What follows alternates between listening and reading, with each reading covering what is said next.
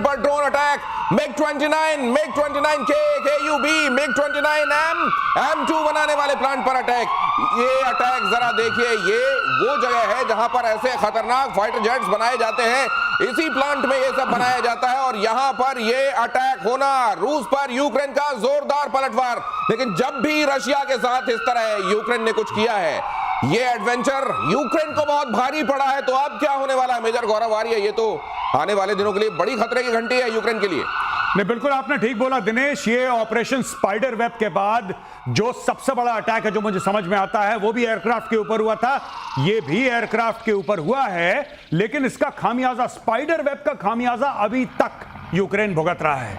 हजारों की मात्रा में ड्रोन और सैकड़ों की मात्रा में बैलिस्टिक और क्रूज मिसाइल रशिया कीव तक मार चुका है। और कीव के आगे रादर आपको एक खबर आपको बताता चलूं कि पोलैंड की एयरफोर्स जो है हाईएस्ट लेवल ऑफ, जिसको कहते हैं कि अपने अब जिसको स्टैंड टू हम कहते हैं, या हाईएस्ट लेवल ऑफ प्रिपेयर्डनेस पे पोलैंड की एयरफोर्स आ गई है। क्योंकि जिस एयरफील्ड पे रूस ने मारा था बम यूक्रेन की, वो पोलैंड के बॉर्डर के बिल्कुल बगल में है। पूरा का पूरा पोलैंड अब इमरजेंसी का माहौल वहां पे बन चुका है। तो रूस छोड़ेगा नहीं। अगर यूक्रेन को ये गलत फहमी है कि रूस के अंदर वो अटैक कर सकता है, फिर देखिएगा, पहले सिर्फ ईस्ट में लड़ाई हो रही थी दिनेश भाई, अब पूरा वेस्ट पे पहुंच गया, यानी कि पूरा यूक्रेन पार कर लिया रशिया ने। And end to end Russia attack कर रहा है यूक्रेन को। तो अगर ये होने वाला है तो और ज्यादा खतरे की घंटी है। अगर पोलैंड भी वॉर में आ गया, ये नेटो कंट्री है, अगर ये वॉर में आ गई तो जाहिर है फिर नेटो पूरा का पूरा वॉर में आ जाएगा, युद्ध और बड़ा हो जाएगा। लेकिन ये जो ईस्ट, लुहांस्क और डोनेट्स्क की तरफ से अब ये जो कहा जा रहा है पोलैंड के साथ लगने वाला बॉर्डर यूक्रेन का, वहां तक ये तनाव बढ़, ये इस तरह की जाकर एडवेंचरिज्म कर क्यों रहा है यूक्रेन? इसको मालूम है कि इस समय तो अमेरिका साथ भी नहीं दे रहा है। ज़ेलेंस्की ने पहले भी कोशिश की थी कि रशिया को फंसा सके कि इन्होंने नाटो पर अटैक किया। हाँ। अभी जो अटैक हुआ था लवीव पर हुआ था और रशिया ने अभी भी यूक्रेन टेरिटरी के अंदर था, चूंकि बहुत पास में है इसलिए पोलैंड उसमें आया। लेकिन ये जानबूझ के, आप देख सकते हैं, जब ज़ेलेंस्की की और ट्रंप की बातचीत हुई थी तो ट्रंप ने ज़ेलेंस्की को बोला था तुम देश को, पूरे विश्व को वर्ल्ड वॉर 3 की तरफ ले जा रहे हो, इसको बंद करो। अब वो देखिए ये जानबूझ के कर रहा है। जब भी वॉर थोड़ा थमने लगता है, इनको सप्लाईज कम हो जाती हैं, ये किसी ऐसी जगह हमला करते हैं कि उसके बाद इनको सप्लाईज मिलें। तो ये क्यों हो रहा है इसकी वजह समझ लीजिए। खुद को पिटवाएगा और ज्यादा पिटवाएगा यूक्रेन असल में। लेकिन ये क्यों होगा? ताकि और मदद मिल सके। कई लोग होते हैं जो अपना घाव दिखाकर दूसरों की सिंपैथी और फिर मदद लेने की कोशिश करते हैं। शायद यही यूक्रेन इस समय यहां कर रहा है वॉर के बीच। ज़ेलेंस्की का बहुत बड़ा दावा। इस बीच खबर, अमेरिका से 3 नई पेट्रियट एयर डिफेंस सिस्टम लेने की कोशिश में 2 एयर डिफेंस सिस्टम जर्मनी से मिलेगा। ये देखिए, यही होता है, खतरा दिखाओ मदद लो।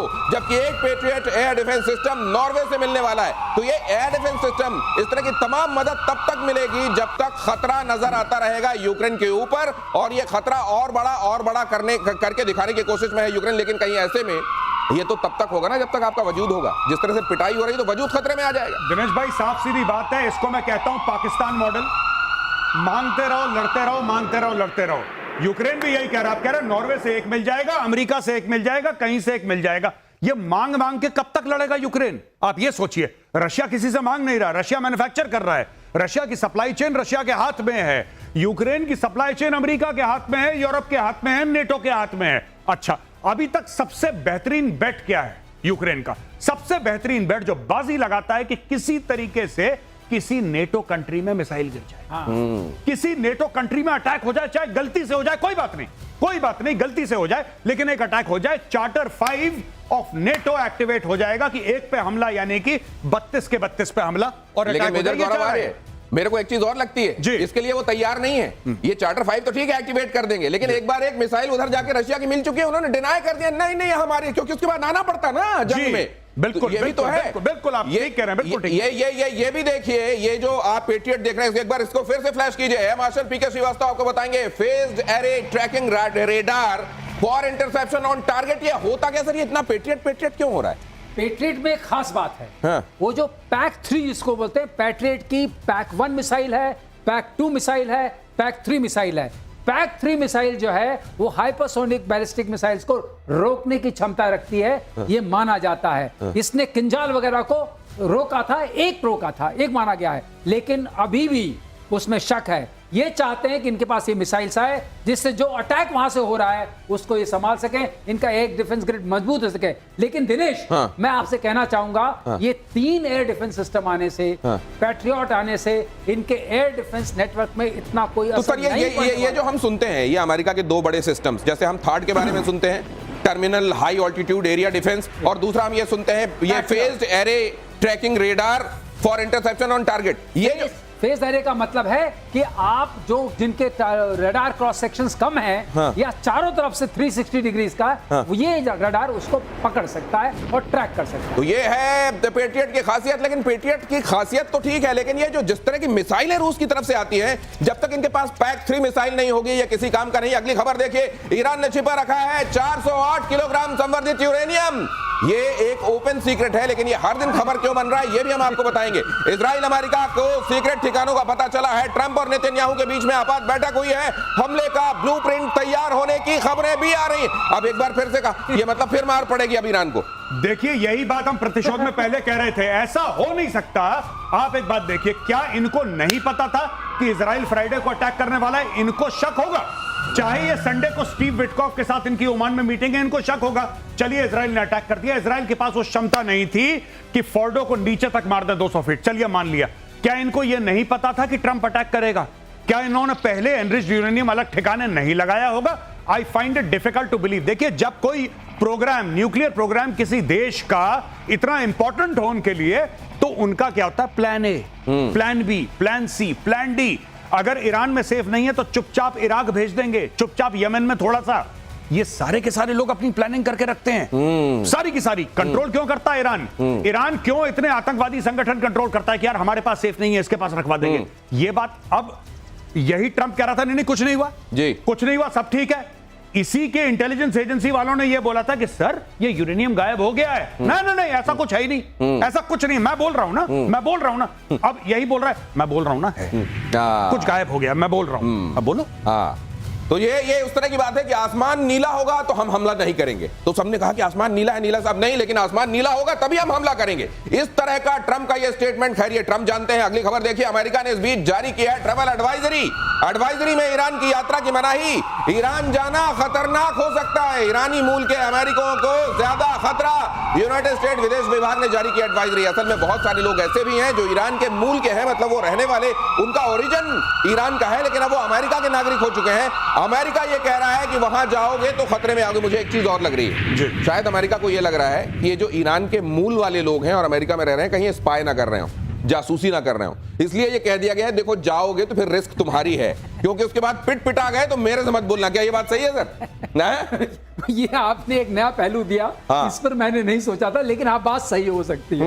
वो आप जो कह रहे हैं, अगर आप यहाँ पर कोई जासूसी कर रहे हैं, हाँ। और वहां जाके खबर देना चाहते हैं, हाँ। तो उस पर भी प्रतिबंध लग गया। और दूसरी बात है कि मैं इसलिए ऐसा कह रहा हूं सर, कि जब ये सब चल रहा था, नेतन्याहू उधर मार रहे थे, अमेरिका उसमें शामिल हुआ था, आपने देखा अमेरिका में अचानक कुछ जगहों पर कैसे विरोध होने लगा था। नहीं, ईरान के खिलाफ नहीं होना चाहिए, नहीं, हमास के खिलाफ नहीं होना चाहिए, नहीं। इनको उनके मानवाधिकार ज्यादा नजर आते हैं जो दुनिया भर के मानवाधिकारों को खतरे में डाल रहे हैं। इसलिए मुझको लगता है चेतावनी दी। बिल्कुल चेतावनी है। और दूसरी एक बात और है, ट्रंप की एक और पेशोपेश है, वो ये है कि जो वहां का कॉन्स्टिट्यूशन है वो कहता है कि कोई अमेरिकन अगर कहीं फंसा है तो आर्म फोर्सेस की जिम्मेदारी है उसको वहां से निकालना।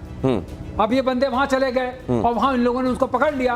अब आपको तो जरूर कोई ऑपरेशन करना पड़ेगा। नहीं, तो ये बात जो है सर, ये बात बड़ी खतरनाक है। लेकिन मैं एक बात आपसे जानना चाहता हूं, क्योंकि इस्लाम में तो कई जगहों पर यह कहा जाता है कि भाई साहब, आपका बाउंड्री से, आपकी उस जमीन से कोई लेना देना नहीं है जी। आपकी तो जो एलिजियंस होनी चाहिए वो जहां होनी चाहिए आपको बता दी गई, खुद मुख्तारी अल्लाह की। हाँ, तो अगर ऐसा है सर, तो ये बेशक कई लोग अमेरिका के हो जाएं सिटीजन्स, लेकिन उनका क्या, उनकी निष्ठा अमेरिका के साथ होगी? देखिए, ऐसा है कि कई ईरानी हैं बहुत परेशान हैं ये खमेनेई की रजीम से, और कई ईरानी हैं पसंद नहीं करते ये जो करंट रजीम है, और वे ईरान के अंदर भी हैं और ईरान के बाहर भी हैं। पहली बात तो ये है। दूसरी चीज ये है कि आज की तारीख में जो धरपकड़ मची है ईरान के अंदर कि ये भी जासूस है, ये भी जासूस है, बिल्कुल ठीक बात है जो सर ने बोली है कि आज की तारीख में अगर कोई अमेरिका से गया, वो तो अमेरिकन सिटीजन है, he is an American citizen. वो अपनी बुआ से मिलने गया, अपनी मौसी से मिलने गया, खमेनेई ने बोला तू अमेरिका का जासूस है, पकड़ लिया। अमेरिका के लिए बहुत बड़ा ब्लंडर हो जाएगा साहब, बहुत बड़ा ब्लंडर हो जाएगा। जासूसी हो ना हो वो बात की बात है, अमेरिका फिर फंस जाएगा इस लड़ाई में। अभी अमेरिका ऊपर से बम मार रहा है, पर जब तुम्हारे नागरिक फंसेंगे तुम ऊपर से बम थोड़ा ना मारोगे, फिर तुम्हें लैंड फोर्सेस भेजनी पड़ेंगी उनको बचाने के लिए। ये क्या करेंगे, हम नहीं उन लोगों को परेड कराएंगे, पब्लिक शेम बनाएंगे और उसके चक्कर में अमेरिका को उतरना पड़ेगा, बूट्स ऑन ग्राउंड। ये चक्कर है, इसलिए उसने कहा भाई जाओ मत, जाना बंद। ये बहुत बड़ी जिम्मेदारी है। वहां की एक कॉन्स्टिट्यूशन में लिखा हुआ है कि अगर कोई अमेरिकन कहीं फंसता है तो उसको निकालना प्रेसिडेंट की आर्म फोर्सेस के थ्रू जिम्मेदारी। ये उनका चार्टर 5 है, ये चार्टर 5 जैसे नेटो का चार्टर 5 है, ठीक, ये ठीक, इनका ठीक। अमेरिकन का ये चार्टर 5 है, कोट एंड कोट कह रहा हूं चार्टर तो 5। इसमें दोनों तरह की जटिलताएं हैं। एक तो जटिलता वो है जिसका जिक्र मैंने आपसे किया कि उनकी बेशक वो वहां के नागरिक बन गए हो, लेकिन क्या निष्ठा अमेरिका के साथ है। और दूसरा यह है कि अगर अमेरिकी नागरिक है तो फिर अमेरिका का पूरा उनका दायित्व बनता है कि अगर किसी खतरे में है तो उनको बचाएं, बेशक बूट्स ऑन ग्राउंड करना पड़े। और इसी तरीके से ऑपरेशन सिंदूर के दौरान हमने देखा था भारत भी अपने आप को बड़ी उहापोह की स्थिति में पाता है। हम देख रहे थे कितने सारे लोग जो उधर से आकर भारत में रह रहे थे उनको फिर आइडेंटिफाई किया गया, उधर भेजने का काम किया गया। ये उहापोह सर, इससे कोई बचा जा सकता है? बहुत मुश्किल है जब तक आप में वो राजनीतिक समझ ना आए। हाँ। जब तक, मैं अक्सर कहता हूं शत्रुबोध, जब तक आपको यह पता ना लगे कि जो बाहर से लोग अंदर आए हैं भारत के, वो भारत को कितना नुकसान पहुंचा सकते हैं, क्षमता। ये रोहिंग्या आए वहां से, बंगाल से आते आते पहुंच गए जम्मू कश्मीर। अब कहां बंगाल है, कहां जम्मू कश्मीर है? From east to north. ये साउथ में बैंगलोर में बैठे हुए हैं ये, बताइए। और इनको कोई रोकने वाला नहीं है। तो कल अगर कोई नेशनल सिक्योरिटी इंसिडेंट होता है, आप किसको धर पकड़ेंगे? किसको धर पकड़ेंगे? और ये घर में जो घुसे हुए हैं लोग, अगर उन्होंने, जब आप दुश्मन से लड़ रहे हैं, आपके पैर पकड़ने, हाथ पकड़ने ये शुरू कर दिए, तो आप अपने आप को कैसे आजाद कराएंगे इनसे? ये बड़ा चैलेंज है। ऑपरेशन सिंदूर पर एनएसए अजीत डोभाल का बहुत बड़ा बयान। ऑपरेशन सिंदूर में आतंकी अड्डे तबाह हुए, पाकिस्तान के 9 टारगेट हमने उड़ाए, भारत में नुकसान का कोई सबूत नहीं दे पाया पाकिस्तान। अजीत डोभाल ने कहा कि भाई दुनिया भर में, आज के जमाने में तो दुनिया भर में सबूत दे दिए जाते हैं, तुरंत मीडिया एक्टिव होकर यह बता देती है कहां कितना नुकसान हुआ। हमने तो तुरंत बताया और दुनिया भर की मीडिया ने भी बताया।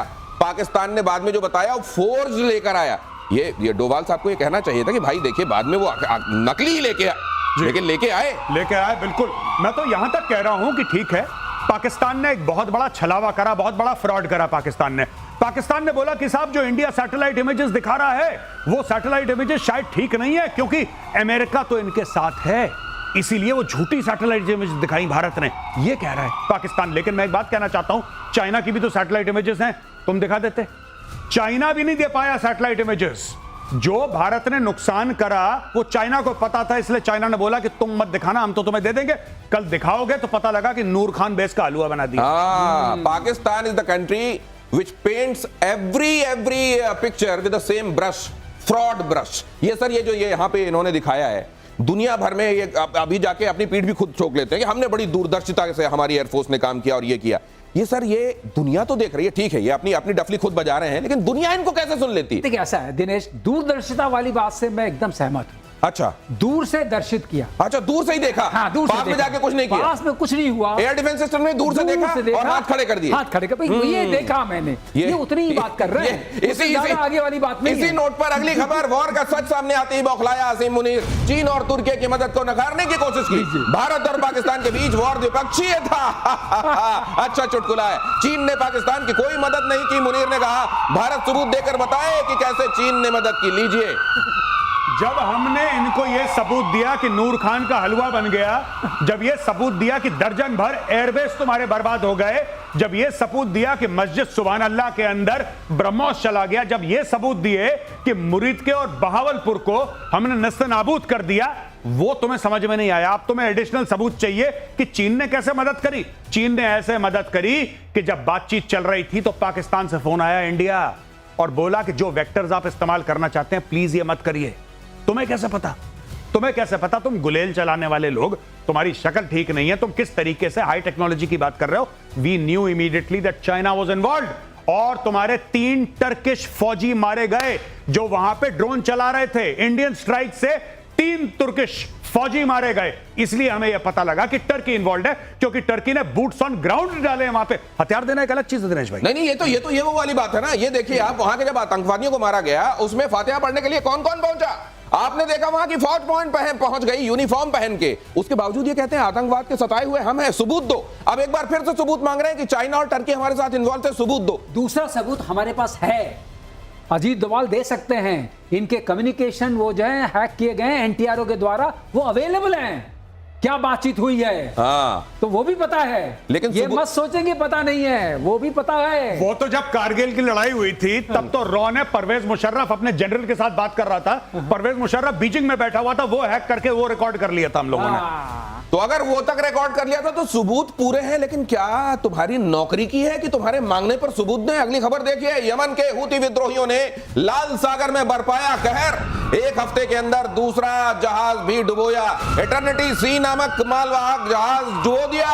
हमले में कम से कम 4 क्रू मेंबर्स की मौत और 15 लापता। सर ये रेड सी में हूती एट विल किसी भी जहाज को कभी भी निशाना बनाकर डुबा कैसे देता है? कहां जाती है अमेरिका की और इजराइल की ताकतें? देखिए ताकत ये हूती जो है जिसे कहते हैं पागल काइंड ऑफ ऑर्गेनाइजेशन हो गई है। हाँ। उसके बाद जो भी सामान है, अब ये मालवाहक जहाज है, इसके पास अपनी रक्षा करने के लिए कोई चीज नहीं है, ये सिटिंग डक है, इसको उसने अपने रॉकेट से मार दिया। ठीक। उसके पास रॉकेट्स मिसाइल से तो है ही है, हाँ। हम मानते हैं क्योंकि वो कभी कभी इजराइल पर भी अटैक करता तो है। सर ये मैरीटाइम सिक्योरिटी कहां जाती है फिर? वेरी टाइम सिक्योरिटी कहा जाती है। हाँ। और वो जो वहाँ यूरोपियन शील्ड बना हुआ है, हाँ। वो कहा जाता है। ये एक तरफ से फेल्योर है आपने जो कहा, हाँ। लेकिन ये मालवाहक जहाज को डुबोना कोई बहुत वीरता का काम नहीं है। हाँ। अब हूती की पिटाई डबल होगी। अब ये आप हूती की देखिए। पिटाई डबल होगी। प्रतिशोध एक और प्रेडिक्शन कर रहा है आने वाले दिनों में, आप ये देखिएगा। अगली खबर देखिए, भारत ने बनाया पहला स्वदेशी इलेक्ट्रो ऑप्टिकल मिसाइल ट्रैकिंग प्रणाली। मिसाइल की वास्तविक समय में सटीक ट्रैकिंग करने में सक्षम,